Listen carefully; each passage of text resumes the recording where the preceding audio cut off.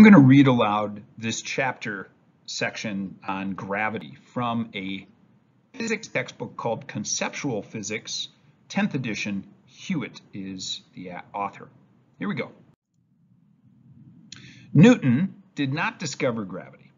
That discovery dates back to earlier times when Earth dwellers experienced the consequences of tripping and falling. What Newton discovered was that gravity is universal, that it's not unique to Earth, as others of his time assumed. From the time of Aristotle, the circular motion of heavenly bodies was regarded as natural. The ancients believed that the stars, the planets, and the moon move in divine circles, free from any impelling forces. As far as the ancients were concerned, this circular motion required no explanation. Isaac Newton, however, recognized that a force of some kind must act on the planets, whose orbits he knew were ellipses. Otherwise, their paths would be straight lines. Others of his time, influenced by Aristotle, supposed that any force on a planet would be directed along its path. Newton, however, reasoned that the force on each planet would be directed toward a fixed central point, toward the sun. This, the force of gravity, was the same force that pulls an apple off a tree. Newton's stroke of intuition that the force between Earth and an apple is the same force that pulls moons and planets and everything else in our universe was a revolutionary break from the prevailing notion that there were two sets of natural laws, one of earthly events, or one for earthly events, and another altogether different for motions in the heavens. This union of terrestrial laws and cosmic laws is called the Newtonian synthesis. The universal law of gravity. According to popular legend, Newton was sitting under the apple tree when the idea struck him that gravity extends beyond Earth. Perhaps he looked up through tree branches towards the origin of the falling apple and noticed the moon. In any event, Newton had the insight to see that the force between the Earth and a falling apple is the same force that pulls the moon in an orbital path around the Earth, a path similar to the planet's path around the sun. To test this hypothesis, Newton compared the fall of the apple with the fall of the moon. He realized that the moon falls in the sense that it falls away from the straight line it would follow if there were no forces acting on it. Because of its tangential velocity, it falls around the round Earth. More about this in the next chapter. By simple geometry, the moon's distance of fall per second could be compared with the distance that the apple or anything that far away would fall in 1 second. Newton's calculations didn't check. Disappointed, but recognizing that brute fact must always win over a beautiful hypothesis, he placed his papers in a drawer, where they remained for nearly 20 years. During this period, he founded and developed the field of geometric optics, for which he first became famous. Here's a picture of just, could the gravitational pull of an apple reach to the moon? So it just kind of a thought experiment there. Newton's interest in mechanics was rekindled with the advent of spectacular comet in 1680 and another 2 years later. He returned to the moon problem at the prodding of an astronomer friend, Edmund Halley, for whom the second comet was later named. He made corrections in his experimental data used in his earlier method and obtained excellent results. Only then did he publish what was one of the most far-reaching generalizations of the human mind, the law of universal gravitation. So notice that little number 1 there. That tells us there's something to read about that. So down here, it says, this is a dramatic example of the painstaking effort and cross-checking that go into the formulation of a scientific theory. Contrast Newton's approach with the failure to do one's homework, the hasty judgments, and the absence of cross-checking that so often characterize the pronouncements of people advocating less than scientific theories. All right, everything pulls on everything else in a beautifully simple way that involves only mass and distance. According to Newton, every body attracts every other body with a force that, for any two bodies, is directly proportional to the product of their masses and inversely proportional to the square of the distance separating them. This statement can be expressed as force is proportional to the product of the masses divided by the distance squared. The statement can be expressed as this: force is proportional to mass 1 times mass 2 divided by distance squared, or symbolically as capital F is proportional to mass 1 times mass 2 divided by distance squared. Where M1 and M2 are the masses of the bodies and D is the distance between their centers. Thus, the greater the mass M1 and M2, the greater the force of attraction between them, in direct proportion to the masses. The greater the distance of separation, D, the weaker the force of attraction, in inverse proportion to the square of the distance between the centers of mass. Now, there's that number 2 up there. Let's see what that says. Note the different role of mass here. Thus far, we have treated mass as a measure of inertia, which is called inertial mass. Now we see mass as a measure of gravitational force, which in this context called the gravitational mass. It is experimentally established that the two are equal, and as a matter of principle, the equivalence of inertial and gravitational mass is the foundation of Einstein's general theory of relativity.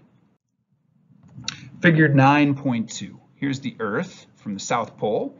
All right, and right here, this is the moon. So this says the tangential velocity of the moon about the Earth allows it to fall around the Earth rather than directly into it. If this tangential velocity were reduced to 0, what would be the fate of the moon, you think? All right, so it has this sideways tangential velocity.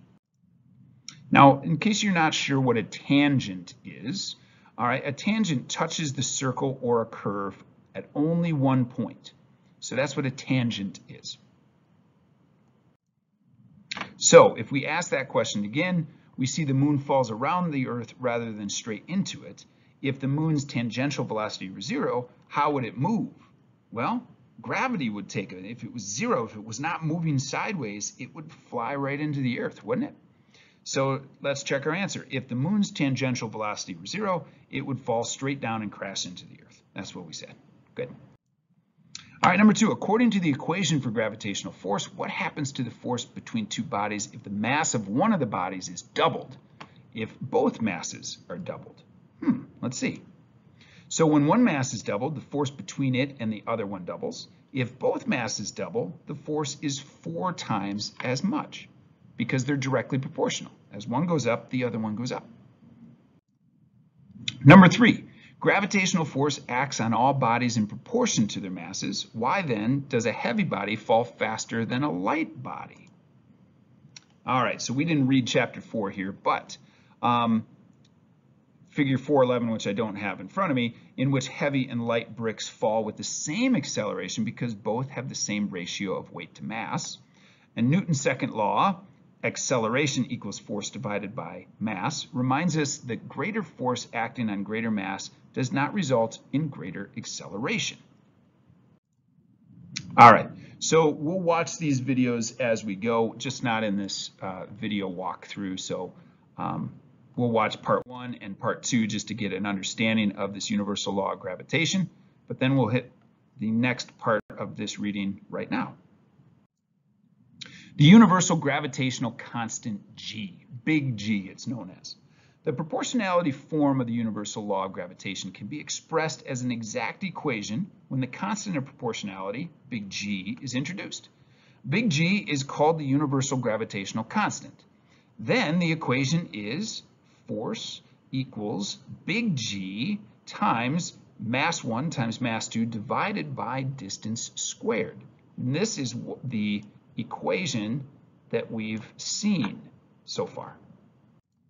Now, in words, the force of gravity between two objects is found by multiplying their masses, dividing by the square of the distance between their centers, and then multiplying this result by the constant big G.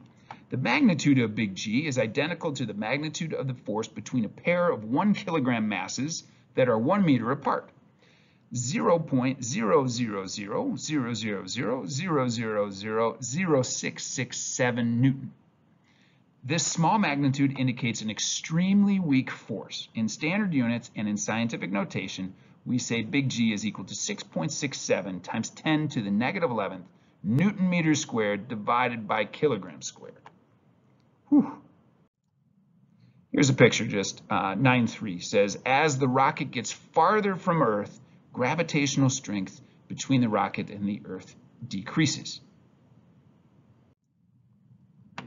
An English physicist, Henry Cavendish, first measured big G long after the time of Newton in the 18th century. He accomplished this by measuring the tiny force between lead masses with an extremely sensitive torsion balance. A simpler method was later developed by Philip von Jolly, who attached a spherical flask of mercury to one arm of a sensitive balance, and we'll show that in a second. After the balance was put in equilibrium, a 6-ton lead sphere was rolled beneath the mercury flask. The gravitational force between the two masses was measured by the weight needed on the opposite end of the balance to restore equilibrium. All the quantities M1, M2, F, and D were known, from which the constant G was calculated. So here is G, and they solved it, and that's how we got 6.67 times 10 to the negative 11th Newton meter squared divided by kilogram squared.